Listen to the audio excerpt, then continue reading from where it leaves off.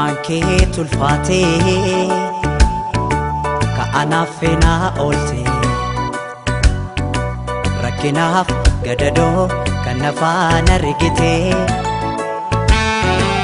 anoo humnaan qabu waa tokko sin godhoo du'ee baaduusillee aansinii hirraanfadhu anoo humnaan qabu waa tokko sin godhoo du'ee baaduusillee aansinii hirraanfadhu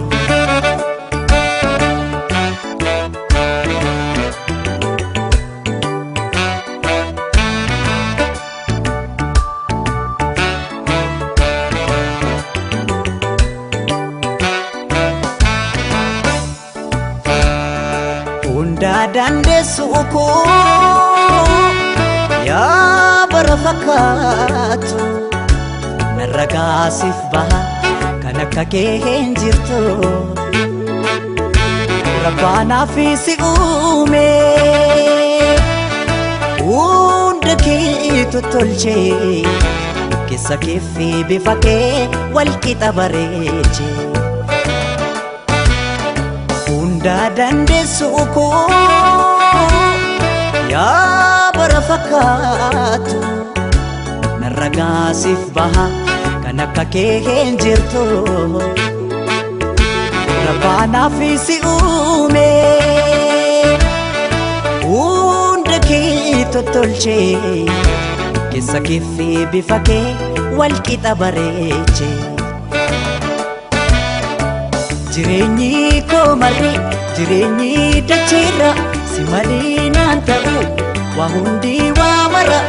anoo humnaan qabu waa tokko sin godhu du'ee baduusillee aansinii hirraanfadhu jireenyi koo marri jireenyi dacheerra si malee naan ta'u waa hundi waa mara anoo humnaan qabu waa tokko sin godhu du'ee baduusillee aansinii hirraanfadhu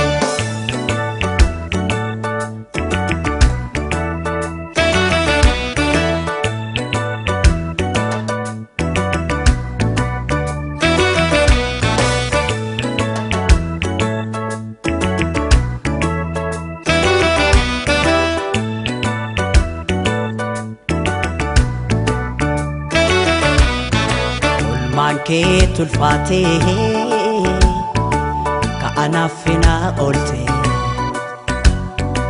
rakkinaaf gadadoo kan nafaan argitee anoo humnaan qabu waa tokko sin godhu du'ee baaduusillee aansinii hirraanfadhu anoo humnaan qabu waa tokko sin godhu du'ee baaduusillee aansinii hirraanfadhu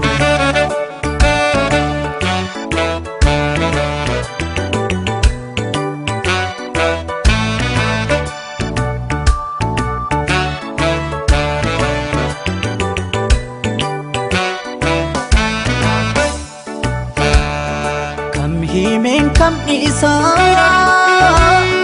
waan ati naaf taate rakkannaan rakkate gaddinaan gaddite obseetoo beektuutoo yaa goota jaalala